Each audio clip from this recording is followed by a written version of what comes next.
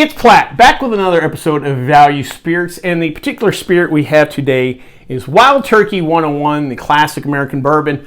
I bought this particular bottle at $21.99. You should easily find this bottle at every liquor store, and it should be in the low 20s at the 750 milliliter size. A little background into Wild Turkey. The story starts in 1891 when a gentleman named Thomas Rippey opens the Old Hickory Distillery in Tyrone, Kentucky.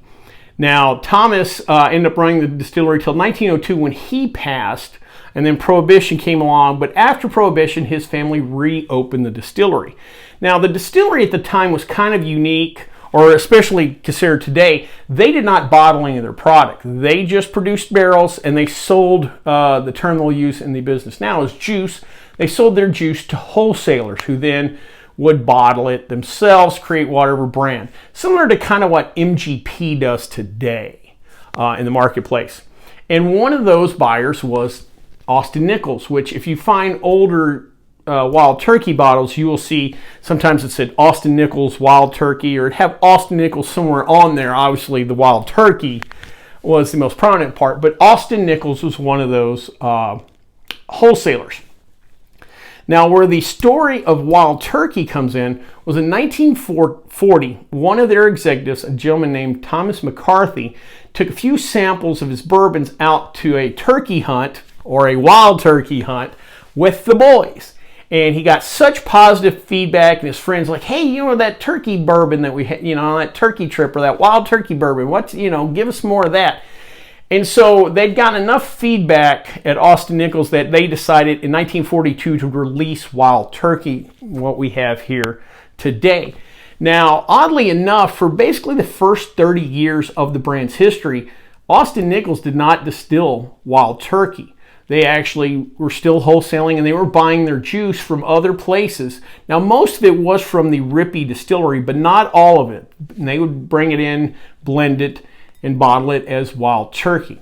Now, finally, by about 1971, the brand had gotten so popular, they decided to bring it in-house.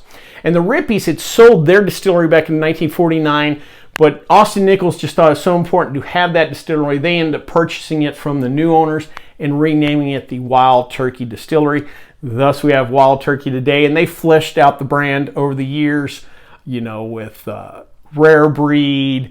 And of course, they have the regular 81 proof. And then obviously the man kind of looking over the brand over these years has been the great Jimmy Russell. And so they start Russell Reserve, what have you.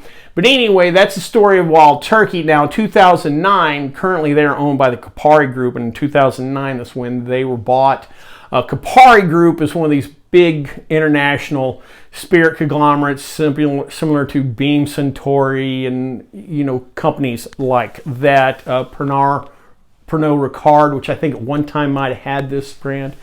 But they're under their corporate umbrella. Now, why I think Wild Turkey is a perfect example of a value spirit is it's got value in a couple of different places. I've told you on other, you know, similar value spirit videos and things like Jim Beam or a Canadian Club or something like that, to get a aged spirit, 80 proof aged spirit bottled at 750 milliliters and on the shelf for $20-something, you're already kind of getting value the way prices are today. But Wild Turkey 101, since it's a 101 proof spirit, they actually pay more taxes on this particular spirit. I may have talked to you on the channel before about the TTB. The way they tax spirit is based on proof, with 100 proof being the base price.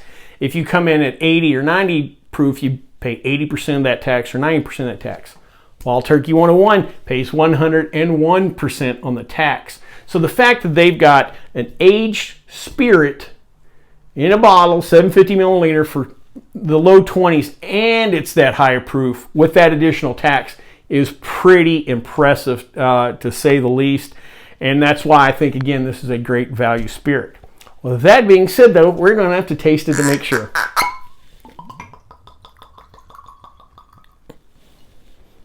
All right, let's go on the old schnoz. That is classic bourbon. The wood's right there. You get those toasty notes.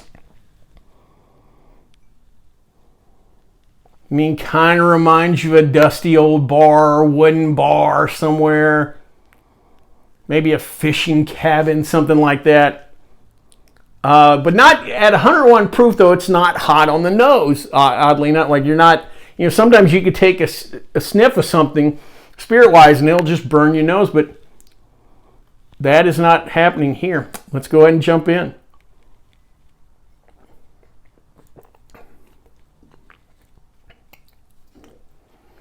Well, you do notice 101 proof when you drink it.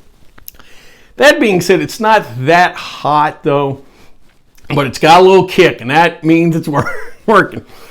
I do love the flavor though, just expanded when it first hit my tongue, just really expanded. And you do get the initial sweetness on the front of the tongue, but it's really mid-palate and back that this thing really kind of blossoms.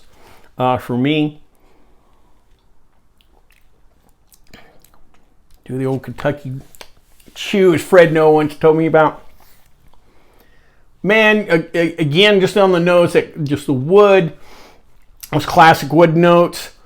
This is classic American bourbon. Probably why now it's not quite as beloved, even though Wild Turkey 101 ranks real high on a lot of, best bourbon for your dollar list.